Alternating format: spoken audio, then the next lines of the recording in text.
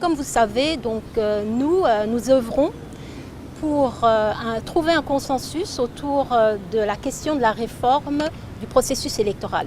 Aujourd'hui, on a eu une conversation très enrichissante avec le cadre de concertation nationale de la société civile, présente dans les 26 provinces de la République. Et la question du consensus a évidemment fait l'objet de grands débats. Et nous nous sommes mis d'accord sur cette question, qu'il faut un large consensus national autour de la question des élections. À propos de consensus, il vous souviendra que notre Constitution est elle-même le fruit d'un consensus.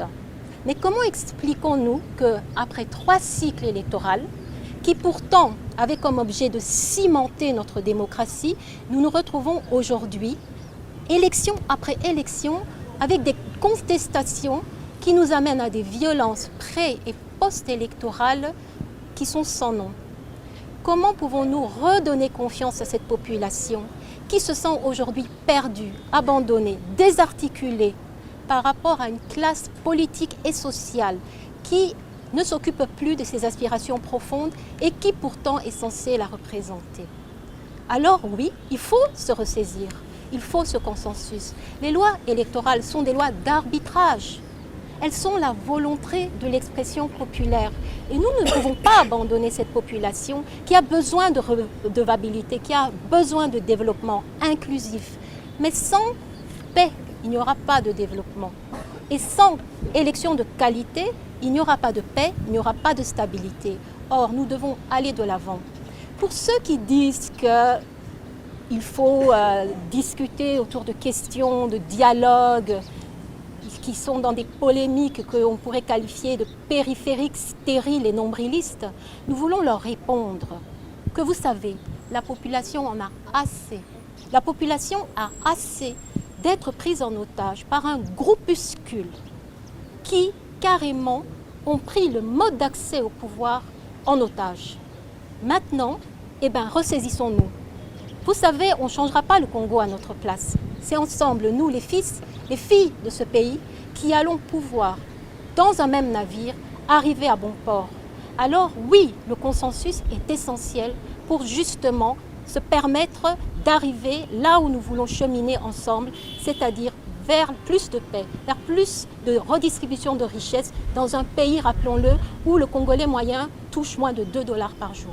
Bien sûr que nous pouvons respecter les préoccupations et peut-être les suspicions de nos amis qui aujourd'hui le décrivent par la voix des ondes.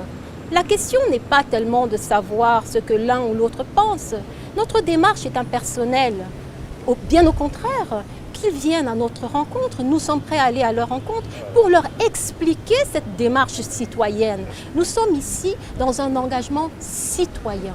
Et nous osons espérer qu'il existe encore des femmes et des hommes dans ce pays qui, lorsque les impératifs l'exigent, mettent l'idéal de la nation au-dessus de leurs nombrils respectifs. Merci. Nous avons reçu le groupe de 13 députés pour échanger par rapport au consensus sur la loi électorale, la CENI.